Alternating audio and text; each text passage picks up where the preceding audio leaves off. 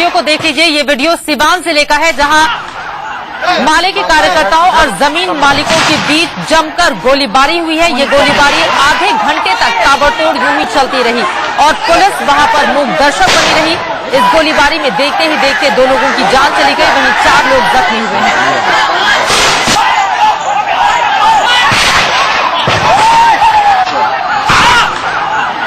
मामला इधर कौन ही सब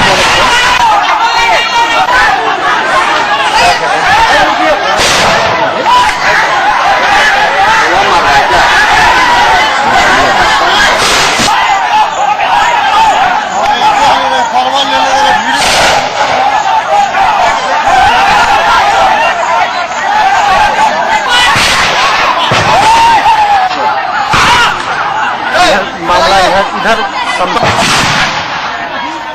कौन ही सब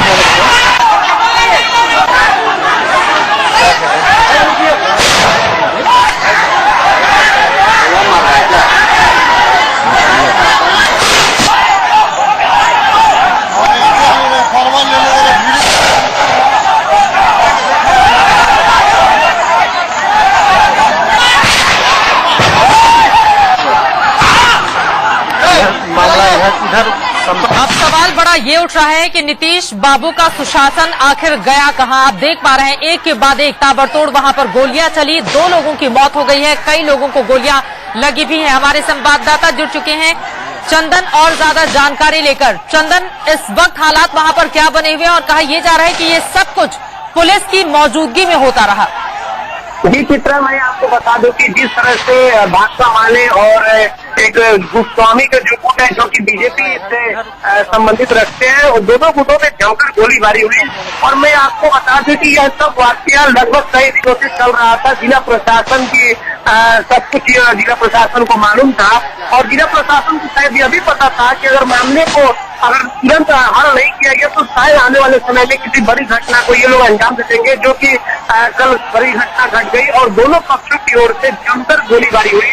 और गोलीबारी इतनी जबरदस्त हुई कि पूरे गांव के लोग, मैं आपको बता दूं कि मैं वहां पे मौजूद था, समझ में नहीं आ रहा था कि आखिर ये क्या हो रहा है। दोनों तरफ से अंधाधुंध में फायरिंग चल रही थी। गांव के लोग भागने में अपनी जान बचाने के चक्कर में लगे थे और जिला प्रशासन, सबसे बड़ी बात है सिवान के पुलिस प्रशासन के जो आला अधिकारी थे, चाहे वो महाराष्ट्र के एसडीपीओ हो बसंतरी या फिर सिवान के एसडीओ दुर्गेश कुमार, ये पूरे जवान के साथ पूरे दलबल के साथ वहाँ पे मौजूद थे। लेकिन जब दोनों तरफ से गोलियों की सरसराहट शुरू हुई तो ये लोग, मैं आपको बता दूं कि सूत्रों के हवाले से जो जानकारी मिली मुझे, ये लोग वहाँ से फरार हो गए और मेरे आंखों के सामने फरार हो रहे थे। लेकिन सूत्रों ने बताया कि प्रशासन का ये कहना था कि पहले दोनों आपस में फ्लट लें, उसके बाद हम लोग हस्तक्षेप करेंगे। जी, हैरान करने वाले ये पूरा का पूरा मामला, प्रशासन का कहना है दोनों पक्ष आपस में मामले को सुलझा ले, उसके बाद हम पहुंचेंगे। बड़ी लापरवाही यहाँ पर पुलिस की ओर से, और पुलिस मौके पर मौजूद रही। स्थिति जब और ज्यादा भयावह होती है तो वो वहां से भाग जाती है। चंदन, लेकिन वजह क्या है? अगर वहां पर ये स्थिति पैदा हुई है, गोलीबारी हुई, तो इसके पीछे कारण क्या निकलकर सामने आ रहे हैं? देखिए, पूरे अगर वाक्य की बात करें तो मामला शुरू हुआ वहाँ पे गैर मजरूआ जमीन है और उस गैर मजरूआ जमीन को जैसा कि बताया जा रहा है कि भूस्वामी जो कि ब्राह्मण बिरादरी चाहते हैं, उनके द्वारा उसकी जमाबंदी करवा ली गई है, बंदोबस्ती करवा ली गई है जिला प्रशासन के द्वारा। लेकिन दूसरी तरफ भाकपा माले के कार्यकर्ताओं का कहना है कि गैर मजरूआ जो जमीन है ये गरीबों के लिए जमीन है और उस जमीन पे ये जबरन करना है, कब्जा अपना करना चाहते थे भाकपा माले के कार्यकर्ता, जो कि दूसरे गुटों के मार गुजरी। और इसको लेकर के परसों भी जैसे कि भाकपा माले के जो कार्यकर्ता है उन्होंने घंटा गाड़ दिया था, लेकिन दूसरे गुटों को लोगों को नागवार गुजरी और वो लोग भी कल जिस मूड में थे शायद पूरी तरह से पलटने के मूड में थे और इसी को लेकर के दोनों पक्ष आपस से भिड़कर जमकर गोलियां चलाई गई, जमकर बमबाजी भी हुई। लेकिन जिला प्रशासन लोग दर्शक तमाशा देख रही थी। आप हमारे साथ बने रहिए। इस वक्त हमारे साथ बीजेपी के विधायक राम नारायण माझी भी जुड़ चुके हैं फोन लाइन पर, जो उस वक्त मौके पर मौजूद रहे। राम नारायण जी, आप वहां पर मौजूद रहे, वहां पर इस तरह की गोलीबारी चलती रही, पुलिस आई और मौके से फरार हो गई। क्या हो रहा है बिहार में इस वक्त? जी जी, एक बात सुधार दिया जाए। रामायण माझी मेरा नाम है। जी, माफ कीजिए। रामायण माझी मेरा नाम है। जी जी। और जब गोली चल रही थी मैं वहाँ उपस्थित नहीं था। मैं गोली 4 बजे चली है, मैं 2:30 बजे वहाँ से चल दिया हूँ और सारे मूव को हटा कर चल दिया हूँ, लेकिन उधर के लोग एकत्रित थे पर प्रशासन उसको नहीं हटा पाई थी, जिस कारण गोली चल गई है। जी, क्या कल शाम 4 बजे का जिक्र आप कर रहे हैं? नहीं, 2:30 बजे वहाँ पे डीएम के टेलीफोन पर, सीवान डीएम के टेलीफोन पर 2:30 बजे हमको सूचना मिला और मैं वहाँ सबको समझा बुझाकर हटा दिया और उसके बाद मैं अपने घर चला गया। और घर जाने के बाद 1 घंटा के बाद 4 बजे यह सूचना मिलती है कि वहाँ गोली चल रही है डीएम साहब के द्वारा ही। तो फिर हम फिर वहाँ गए, तो हमारे जाने से पहले वहाँ डीएमएसपी पहुँच चुके थे जी। और वस्तु स्थिति हम और डीएम माले का एक पूर्व विधायक हुआ करता था दरौली का, पूर्व से वहाँ उपस्थित था, बाद में हम वहाँ पहुँचे। जी,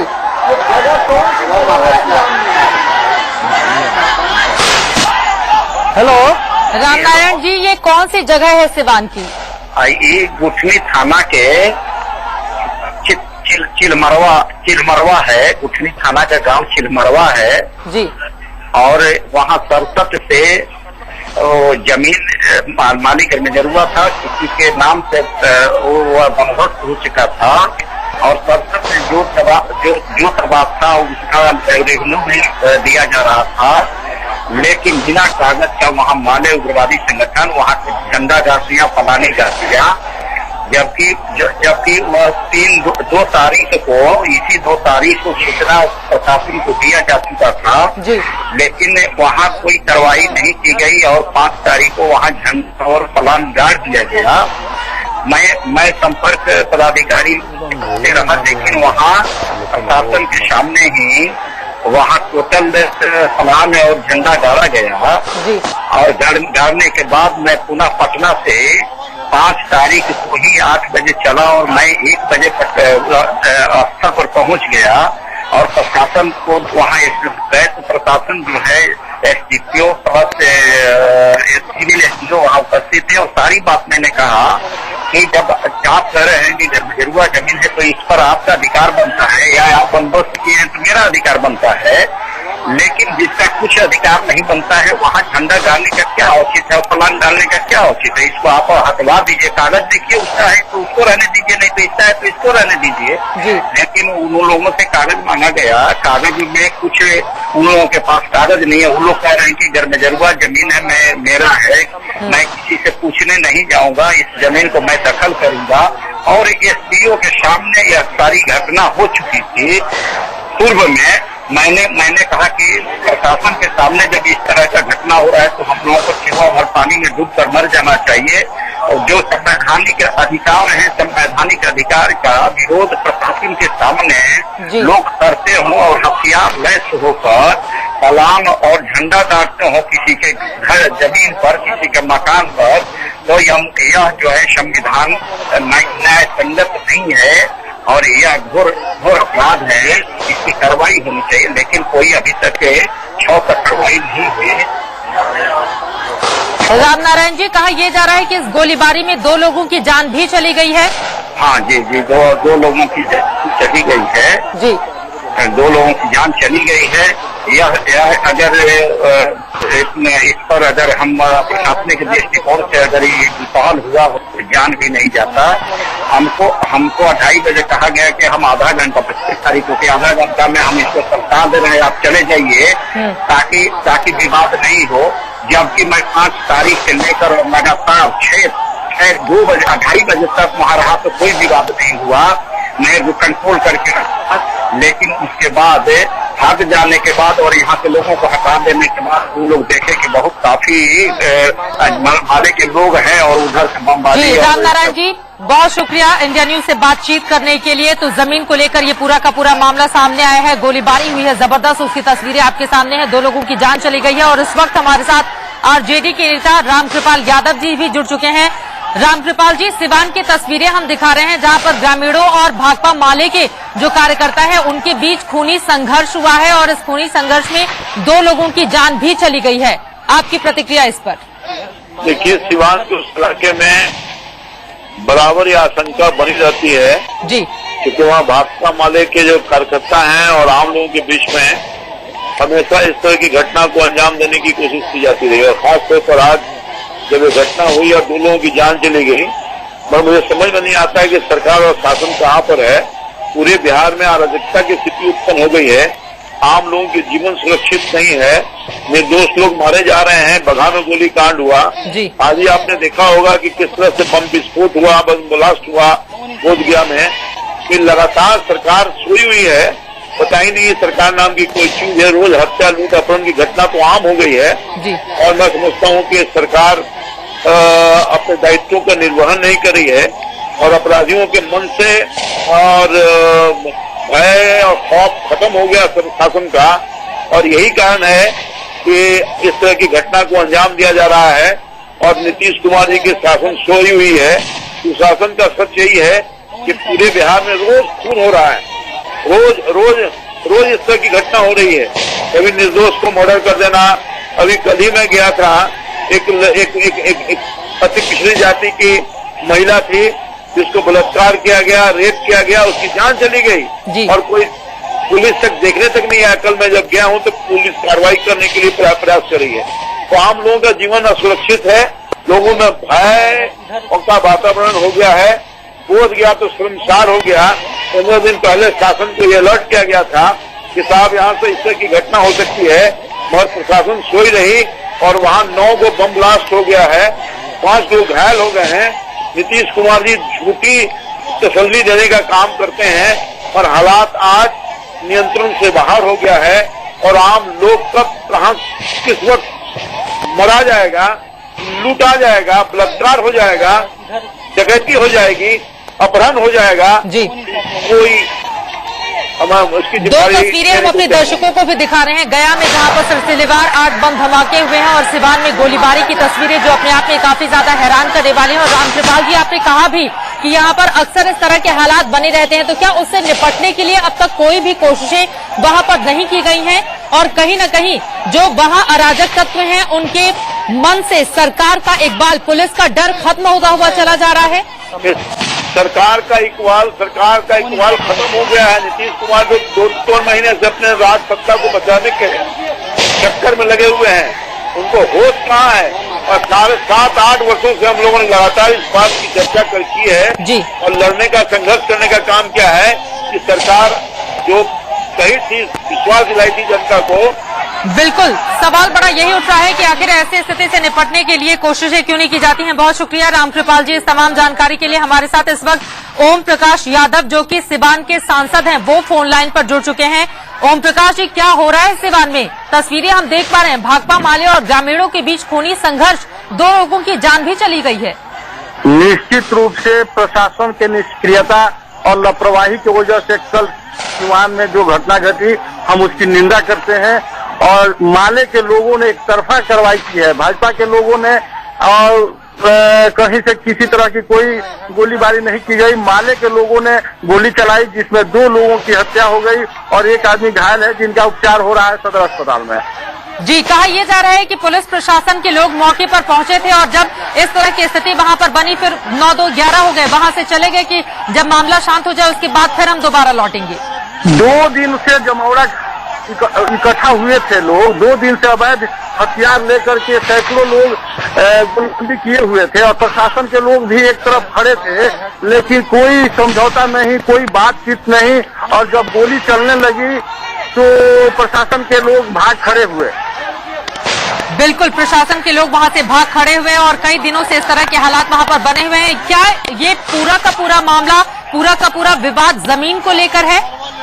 हाँ, निश्चित रूप से जमीन सरकारी जमीन है जिसका बंदोबस्त पंडित जी लोगों को हुआ था और माले के लोग जोर जबरदस्ती उसमें पलानी डाल दिए थे।